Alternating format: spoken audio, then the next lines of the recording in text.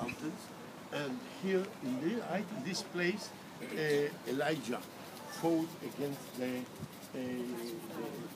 Baal prophets. You remember that we spoke about Baal? You remember we spoke about Baal when we spoke about what's his name in Bamias? Pan. The Pan was actually, if you cannot do that, okay?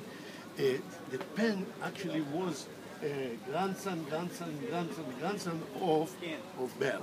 And now we are, if then we took care of Pan, now we are taking care of Baal. And now we have Elijah that was here. But all the things, you understand, all the things with Baal didn't start because people were tired of Jehovah or something. They started because Ahab married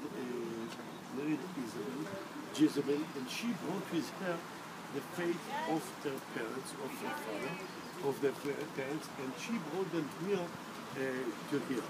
And the people, because it was very difficult for them, they didn't see the Jehovah. Jehovah is unseen, and they were in a big trouble. So they stuck to him, to Baal, and started to find out of Baal all the things they needed from Jehovah, the God of Israel. And Ahab, he was a very strong king. He wanted very much to be, he was a strong king, and he wanted very much relationship with the neighbors. So what he have done, he married Jezebel, and because he married Jezebel, he brought in also the face of Baal, and we are listening that God was not happy with it, and he is telling to Elijah to go to Israel kingdom and to tell them these things, please. Now Elijah the Tishbite, this is on 1 Kings chapter 17, if you're following with the Bible.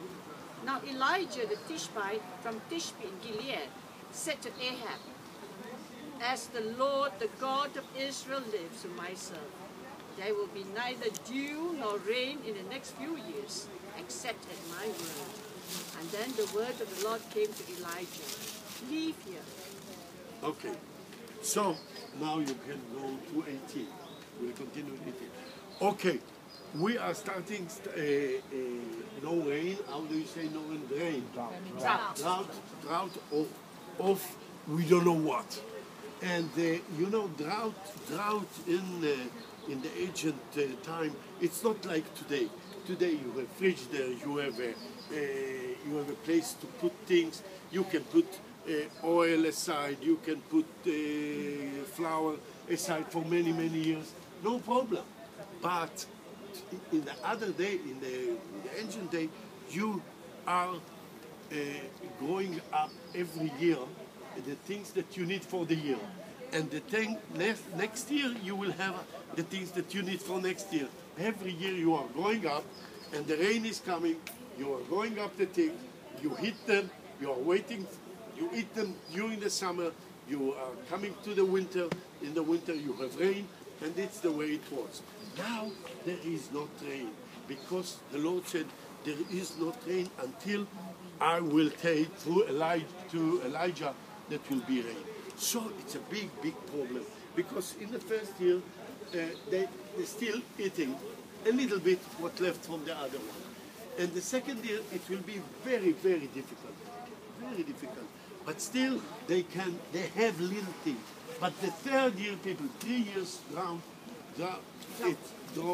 it's impossible for the ancient people. They will start to be starvation. People won't have what to eat. People will start have a lot of problems. Okay, so but the Lord never cut you, tries you more than you can be standing time. After 3 years, the Lord knows that after 3 years, it's impossible for the people to continue with starvation, and He is sending our friend Elijah to meet Ahab and to say to him, now it will be rain. Now Elijah is coming, he's meeting Ahab, and the meeting between them is very, very, very difficult. And one called to the other a liar, and you will start here. Maybe I'll stop you in a minute. I will start from here where they met. No. After the meeting, yeah, here. Before the meeting. No, after they met already. Now they met already. Now they are 18. You're coming in. Okay. Right? Yeah. When Ahab saw Elijah, I'm reading from verse 17 onwards of chapter 18. When Ahab saw Elijah, he said to him, "Is that you, you troubler of Israel?" You see that? "I have not made trouble for Israel," Elijah replied, "but you and your father's family have. You have abandoned the Lord's commands and have followed the Baals. Now summon the people from all over Israel to meet me on Mount Carmel, and bring the 450 prophets of Baal and the 400 prophets of Asherah who eat at Jezebel's table." So Ahab sent word throughout all Israel and assembled the prophets on Mount Carmel. Elijah went before the people and said, "How long will you waver between two opinions? If the Lord is God, follow him.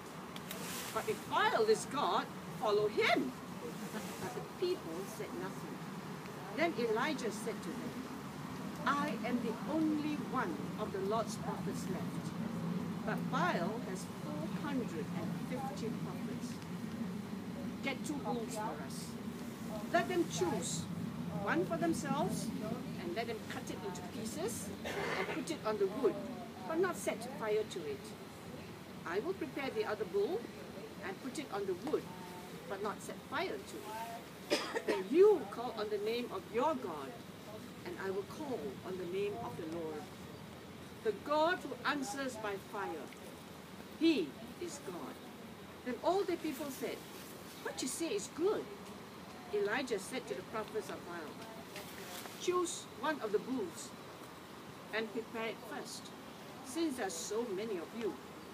Call on the name of your God, but do not light the fire." So they took the bull given to them and prepared it. Then they called on the name of Baal from morning till noon. "Oh, Baal, answer us!" they shouted. But there was no response. No one answered, and they danced around the altar they had made. At noon, Elijah began to taunt them. "Shout louder," he said.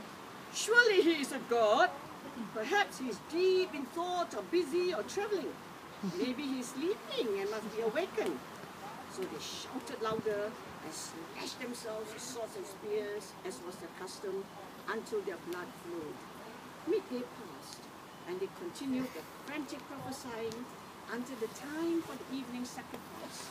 But there was no response. No one answered. No one paid attention. Then Elijah said to all the people, "Come here to me." They came to him, and he repaired the altar of the Lord, which was in ruins. Elijah took 12 stones, one from each of the tribes descended from Jacob, to whom the word of the Lord had come, saying, "Your name shall be Israel."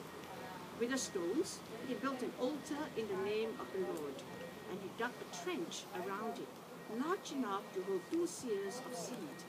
He arranged the wood, cut the bull into pieces, and laid it on the wood. And then he said to them, "Fill 4 large jars with water, and pour it on the offering and on the wood." "Do it again," he said, and they did it again. "Do it a 3rd time," they ordered, and they did it a 3rd time. The water ran down the altar and even filled the trench. At the time of sacrifice, the prophet Elijah stepped forward and prayed, "O Lord, God of Abraham, Isaac, and Israel, let it be known today that you are God in Israel, and that I am your servant and have done all these things at your command. Answer me, O Lord, answer me, so these people will know that you our God, and that you are turning their hearts back again. And then the fire of the Lord fell and burned up the sacrifice, the wood, the stones, and the soil, and also licked up the water in the trench. When all the people saw this, they fell prostrate and cried, "The Lord, He is God! The Lord, He is God!" And then Elijah commanded them, "Seize the prophets of Baal! Don't let anyone get away!" He seized them, and Elijah had them brought down to the Kishon Valley and slaughtered them. And Elijah said to Ahab, "Go, eat and drink, for there is the sound of heavy rain." So Ahab went off to eat and drink, but Elijah climbed to the top of Carmel, bent down to the ground, and put his face between his knees. "Go and look toward the sea," he told his servants. And he went up and looked. "There is nothing there," he said. 7 times Elijah said, "Go back." The 7th time, the servant reported, "A cloud as small as a man's hand is rising from the sea." So Elijah said, "Go and tell Ahab, hitch up your chariot and go down before the rain stops you." Meanwhile, the sky grew black with clouds. The wind rose. A heavy rain came on, and Ahab rode off to Jezreel. The power of the Lord came upon Elijah, and tucking his cloak into his belt, he ran ahead of Ahab all the way to Jezreel. What a story. What a story. What a story. You know, a lot of things happened in this story, and especially the competition between the prophets, the Baal prophets, to Elijah.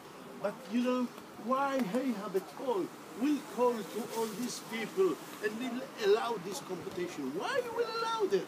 I mean, if he allows it, it means that he knows what is the end of it, because he knew that in order to have rain, he will have to listen to the things that Elijah tell to him.